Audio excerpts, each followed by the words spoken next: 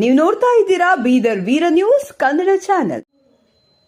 ಬೀದರ್ ಜಿಲ್ಲೆಯಲ್ಲಿ ಅನಾವರಣಗೊಂಡ ಕೈ ಅಭ್ಯರ್ಥಿ ಸಾಗರ್ ಖಂಡ್ರೆ ಶಕ್ತಿ ಪ್ರದರ್ಶನ. ಬೀದರ್ ಬದಲಾವಣೆಗೆ ಇದುವೇ ಮುನ್ನುಡಿ. ಲೋಕಸಭಾ ಚುನಾವಣೆ ಹಿನ್ನೆಲೆಯಲ್ಲಿ ಇಂದು ಬೀದರ್ ಗಣೇಶ ಮೈದಾನದಲ್ಲಿ ಪಕ್ಷದ ಹಿರಿಯ ನಾಯಕರ ಸಮ್ಮುಖದಲ್ಲಿ ಆಯೋಜಿಸಿದ್ದ ಬೃಹತ್ ಸಮಾವೇಶದಲ್ಲಿ ಭಾಗವಹಿಸಿ ಸಮಾವೇಶವನ್ನು ಉದ್ದೇಶಿಸಿ ಕಾಂಗ್ರೆಸ್ ಅಭ್ಯರ್ಥಿ ಶ್ರೀ ಸಾಗರ್ ಈಶ್ವರ್ ಖಂಡ್ರೆ ಮಾತನಾಡಿದರು. ಬೀದರ್ ಜಿಲ್ಲೆಯ ಜನತೆ ಬದಲಾವಣೆ ಬಯಸುತ್ತಿದ್ದು ಕ್ಷೇತ್ರದ ಅಭಿವೃದ್ಧಿಗಾಗಿ ಜನತೆಯ ಒಲವು ಕಾಂಗ್ರೆಸ್ ಪರವಾಗಿದೆ. ಸಮಾವೇಶದಲ್ಲಿ ನೆರೆದಿದ್ದ ಅಪಾರ ಜನಸ್ತೋಮ ಕಾಂಗ್ರೆಸ್ ಗೆಲುವನ್ನು ಸಾಕ್ಷೀಕರಿಸಿತು.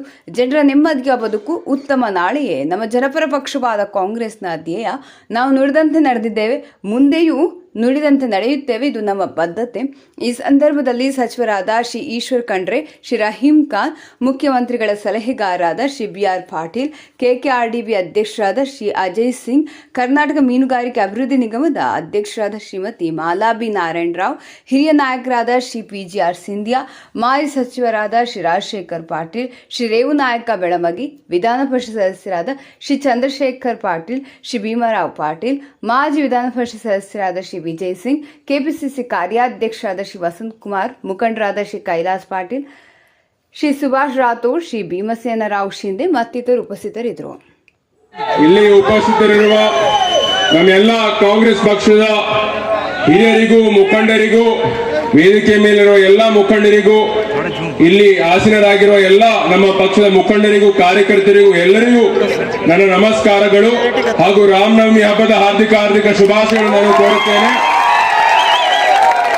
ದಯವಿಟ್ಟು ಯಾರು ತಪ್ಪು ತಿಳ್ಕೋಬಾರದು, ಯಾಕಂತಂದ್ರೆ ಸಮಯ ಆಗಿದೆ. ನಾನು ಯಾರ್ದು ಹೆಸರು ತಗೊಂಬಲ್ಲ, ಅದಕ್ಕೆ ಇವಾಗ ನಾನು ಜಾಸ್ತಿ ಸಮಯ ತಗೊಂಬಲ್ಲ, ಬರೀ 5 ನಿಮಿಷ ಮಾತಾಡಿ ನಾನು ಹೋಗ್ತೀನಿ. ಇವಾಗ 10 ವರ್ಷ ಬೀದರ್ ಜಿಲ್ಲೆಯ ಜನತೆಯ ಆಶೀರ್ವಾದದಿಂದ ಭಗವಂತ್ ಖೂಬಾ ಸರ್ ಅವರು ಸಂಸದರಾಗಿದ್ದಾರೆ. ನಾನು ಎಲ್ಲಾ ಪಂಚಾಯತ್ಗಳಲ್ಲಿ ಹೋಗಿದ್ದಾಗ ಇದು ಒಂದೇ ಪ್ರಶ್ನೆ ಕೇಳ್ತೀನಿ, ತಾವು ಎಷ್ಟು ಸಲ ಅವ್ರಿಗೆ ನೋಡಿದ್ದೀರಿ? ಫೋನ್ ಮೇಲೆ ಇಲ್ಲ, ಫೇಸ್ಬುಕ್ ವಾಟ್ಸ್ಆಪ್ ಅಲ್ಲಿ ಇಲ್ಲ, ಅವ್ರ ಮುಖ ಎಷ್ಟು ಸಲ ನೋಡಿದ್ದೀರಿ ಅಂತ ಕೇಳಿದಾಗ ಎಲ್ರು ಇದೇ ಹೇಳ್ತಾರೆ, ಇವ್ರು ಒಂದು ಸಲ ನಮ್ಮ ಊರಿಗೆ ಬಂದಿಲ್ಲ, ಯಾವುದೇ ಅನುದಾನ ತಂದು ಕೊಟ್ಟಿಲ್ಲ ಅಂತಾನೆ ಹೇಳ್ತಾರೆ. ಇಲ್ಲಿ ತಾವೆಲ್ಲರೂ ಕೈ ಎತ್ತಿ ಹೇಳ್ಬೇಕು, ಯಾರ್ಯಾರು ಅವ್ರ ಹೆಸರು ಅವ್ರ ಮುಖ ನೋಡಲ್ಲ ಕೈ ಎತ್ತಿ ಹೇಳ್ರಿ, ಅವ್ರ ಮುಖ ನೋಡಲ್ಲ ಅಂತ ಅನ್ನೋದು. ನಿಜವಾಗಿ ಹೇಳ್ಬೇಕಂತಂದ್ರೆ ನಾನು ಕೂಡ ಯಾವತ್ತೂ ಅವರಿಗೆ ನಾನು ನೋಡಿಲ್ಲ. ಎಷ್ಟೋ ಬಿಜೆಪಿ ಮುಖಂಡರಿಗೂ ನಾಯಕರಿಗೆ ನಾನು ನೋಡಿದ್ದೀನಿ, ವೇದಿಕೆ ಮೇಲೆ ಬೇರೆ ಬೇರೆ ಕಾರ್ಯಕ್ರಮಗಳಲ್ಲಿ ಅವ್ರು ಸಿಗ್ತಾರೆ, ಆದ್ರೆ ಇವರಿಗೂ ನಾನು ಕೂಡ ಒಂದು ಸಲ ಅವ್ರಿಗೆ ನಾನು ನೋಡಿಲ್ಲ. ಅದಕ್ಕೆ ಅವ್ರ ಮನಸ್ಸಿನಲ್ಲಿ ಏನಿದೆ, 2 ಚುನಾವಣೆ ನಾನು ಬೇರೆ ಹೆಸರು ಮೇಲೆ ಗೆದ್ದು ಬಂದಿದ್ದೀನಿ, ನನಗೆ ಕೆಲಸ ಮಾಡೋ ಅವಶ್ಯಕತೆ ಇಲ್ಲ, ನನಗೆ ಕಾರ್ಯಕರ್ತರಿಗೆ ಭೇಟಿ ಮಾಡೋ ಅವಶ್ಯಕತೆ ಇಲ್ಲ, ಮತ್ತೆ ನಾನು ಅವ್ರ ಹೆಸರು ಮೇಲೆ ಗೆದ್ದು ಬರ್ತೀನಿ, ನಾನು ಯಾಕೆ ಕೆಲಸ ಮಾಡ್ಬೇಕಂತ ಅವ್ರು ವಿಚಾರ ಮಾಡ್ತಾ ಇದ್ದಾರೆ.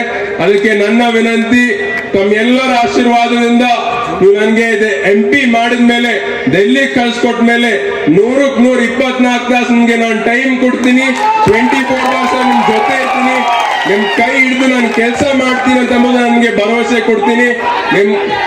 ನಿಮ್ ಕೈ ಯಾವತ್ತೂ ಬಿಡಲ್ಲ ಅಂತ ನಾನು ನಿಮ್ಗೆ ಆಶ್ವಾಸನೆ ಕೊಡ್ತೀನಿ. ಈಗಾಗ್ಲೇ ವಿರೋಧಿಗಳು ಹೇಳ್ತಾರೆ ಇವ್ರ ಅನುಭವ ಕಡಿಮೆ ಇದೆ, ಯುವಕರಿದ್ದಾರೆ, ಚಿಕ್ಕವರಿದ್ದಾರೆ, ಅನುಭವ ಕಡಿಮೆ ಇದೆ ಅಂತ ಹೇಳ್ತಾರೆ. ಆದ್ರೆ ನನ್ನ ಅಭಿಪ್ರಾಯ ಪ್ರಕಾರ ಅನುಭವಕ್ಕಿಂತ ಜಾಸ್ತಿ ಏನ್ ಬೇಕು? ಇಚ್ಛಾಶಕ್ತಿ ಬೇಕು ಕೆಲಸ ಮಾಡಕ್ಕೆ. ಜನಸೇವೆ ಇದೆ ರಾಜಕೀಯ ಅಂತಂದ್ರೆ, ರಾಜಕೀಯ ಅಂತಂದ್ರೆ ಜನಸೇವೆ. ಅನುಭವ ಕಡಿಮೆ ಇದ್ರು, ಅನುಭವ ಎಷ್ಟೇ ಇರ್ಬೋದು, ಎಷ್ಟೇ ಅನುಭವ ಇದ್ರು ಇಚ್ಛಾಶಕ್ತಿ ಇಲ್ಲ ಅಂತಂದ್ರೆ ಕೆಲಸ ಮಾಡಕ್ ಆಗಲ್ಲ. ಇಚ್ಛಾಶಕ್ತಿ ಇತ್ತು ಅಂತಂದ್ರೆ 6 ತಿಂಗಳು 1 ವರ್ಷದಲ್ಲಿ ನೀವು ಕಲ್ಕೋಬಹುದು, ಯಾವುದೇ ನೀವು ಕಲ್ಕೋಬಹುದು, ಯಾವ ರೀತಿ ಕೆಲಸ ಮಾಡಕ್ ಎಲ್ಲ ನಿಮ್ಗೆ ಗೊತ್ತಾಗುತ್ತೆ. ಈಗಾಗಲೇ ನಾನು ಅವರಿಗೆ ಓಪನ್ ಚಾಲೆಂಜ್ ಮಾಡಿದ್ದೀನಿ, ತಾವು ಯಾವುದೇ ವಿಷಯ ನೀವು ತರಬಹುದು, ಯಾವುದೇ ವಿಷಯ ಬಗ್ಗೆ ನೀವು ಚರ್ಚೆ ಮಾಡಬಹುದು, ನಾನು ಡಿಬೇಟ್ಗೋಸ್ಕರ ನಾನು ರೆಡಿ ಇದ್ದೀನಿ ಅಂತ ನಾನು ಹೇಳಿದ್ದೀನಿ. ಆದ್ರೆ ನನ್ನ ಡಿಬೇಟಿಗೆ ಅವ್ರು ಇನ್ನೂ ಏನು ಚಾಲೆಂಜ್ ಎಕ್ಸೆಪ್ಟ್ ಮಾಡಿಲ್ಲ. ಅದಕ್ಕೆ ನಾನೇ ಅವ್ರಿಗೆ ವಿಷಯ ಕೇಳ್ತೀನಿ, ನಾನೇ ಅವ್ರಿಗೆ ಪ್ರಶ್ನೆ ಕೇಳ್ತೀನಿ, ಅವ್ರು ಉತ್ತರ ಕೊಡ್ಬೇಕು. ನಮ್ಮೆಲ್ಲ ಮಾಧ್ಯಮದವ್ರು ಇಲ್ಲಿ ಇದ್ದೀರಿ, ಅದಕ್ಕೆ ಹೆಡ್ಲೈನ್ ಇದೇ ಬರಬೇಕು, ನಾನು ಪ್ರಶ್ನೆ ಕೇಳೋದು, ಅವ್ರು ಆ ಪ್ರಶ್ನೆಗೆ ಉತ್ತರ ಕೊಡ್ಬೇಕು.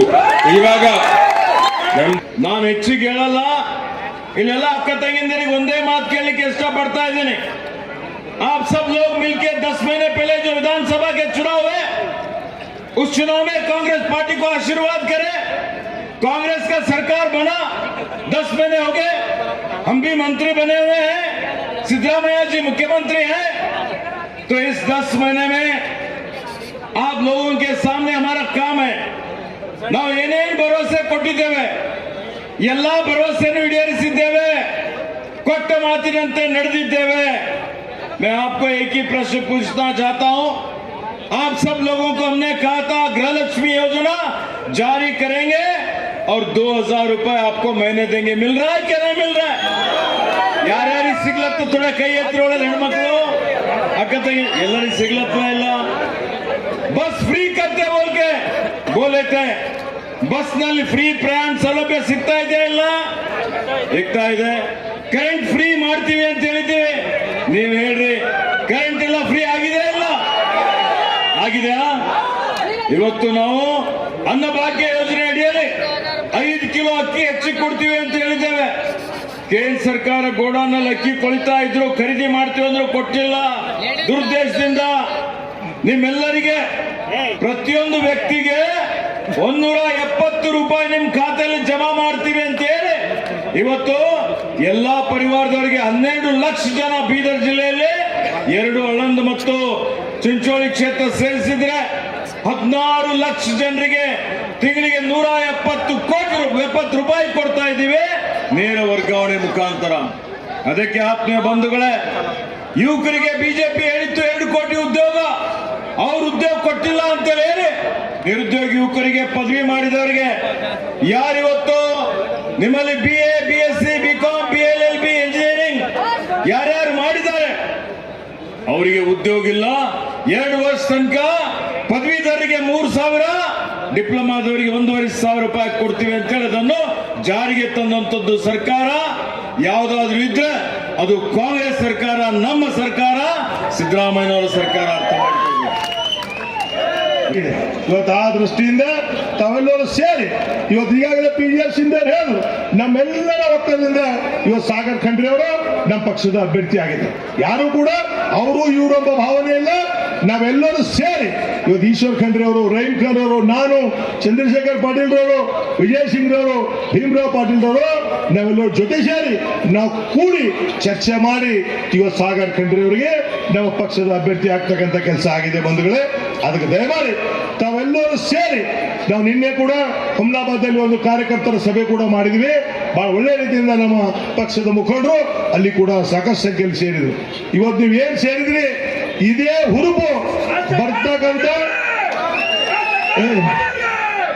ಈಗ ಇದೇ ಹುರುಪು ನಿಮ್ಗೆ ಬರ್ತಕ್ಕಂಥ 7ನೇ ಮೇವರೆಗೆ ಈ ಹುರುಪು ಇರಬೇಕಾಗಿದೆ। ಇವತ್ತು ಸಾಗರ್ ಖಂಡ್ರೆ ಅವರು ಇವತ್ತು ನಿಮ್ ಜೊತೆಲಿ ಹೇಳಿದಾರೆ, ಪಾಪ ಅವ್ರು ಯಾವ ರೀತಿ ಕಾರ್ಯನಿರ್ವಹಣೆ ಮಾಡ್ತಾರ, ಯಾವ ರೀತಿ ಕೆಲಸಗಳು ಮಾಡ್ತಾರ, ಅವ್ರ ವಿಷನ್ ಏನಿದೆ ಅನ್ನೋದು ಕೂಡ ನಿಮ್ಮ ಎದುರು ಹಂಚ್ಕೊಂಡಿದ್ದಾರೆ। ಇವತ್ತು ನಾವಿದ್ದೀವಿ ಅವ್ರ ಜೊತೆಲಿ, ಈಶ್ವರ್ ಖಂಡ್ರೆ ಅವರು ಇದ್ದಾರ, ನಾನಿದ್ದೀನಿ, ರಹೀಂ ಖಾನ್ ಇದ್ದಾರ, ನಾವೇನೇ ಇದ್ರು ಕೂಡ ಸಾಗರ್ ಖಂಡ್ರೆ ಅವ್ರ ಜೊತೆಯಲ್ಲಿ ನಾವೆಲ್ಲರೂ ಕೂಡಿ ಕೆಲಸ ಮಾಡ್ತಕ್ಕಂಥದ್ದು ನಾವು ತೊಡಗ್ತೀವಿ। ಅದಕ್ಕೆ ನಮ್ಮ ಸಾಗರ್ ಖಂಡ್ರೆ ತಮ್ಮೆಲ್ಲರಿಗೆ ಗೊತ್ತಿರ್ಬೋದು, ಅವರೊಬ್ಬರು ಯುದ್ಧ ಇದ್ದಾರೆ, ನೌಜವಾನ್ ಇದ್ದಾರೆ,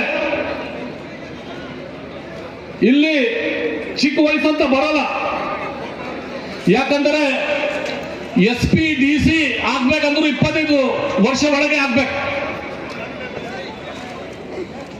SP DC 25 ವರ್ಷದಲ್ಲೇ ಒಳಗೆ ಆಗ್ತಾರಂದ್ರು, ನಮ್ಮ MP ಯಾಕೆ ಆಗ್ಬಾರ್ದು? ಮತ್ತೆ ನಮ್ಮ ದೇಶ ರಕ್ಷಣೆ ಮಾಡ್ಲಿಕ್ಕೆ 26 ವರ್ಷದಲ್ಲಿ ಹೋಗ್ತಾರೆ ಬಾರ್ಡರ್ನಲ್ಲಿ। ಮತ್ತೆ ಇವರು ಭಾರತದಲ್ಲಿ नंबर 1 कॉलेज, हमारे देश में एक नंबर 1 कॉलेज है, इंटरनेशनल पूरे वर्ल्ड से बच्चे पढ़ने आते हैं। बेंगलुरु में क्राइस्ट कॉलेज, क्राइस्ट यूनिवर्सिटी पूरे वर्ल्ड में सबसे टॉप यूनिवर्सिटी आने के से पूरे वर्ल्ड के लोग आते हैं। वहां पे एडमिशन नहीं मिलता, इतना रिकमेंड चलता है, इतना रिकमेंड, इतना परसेंटेज। वो कॉलेज से आप वकील की डिग्री, लॉयर की डिग्री पास किए, ये क्या मामूली बात है?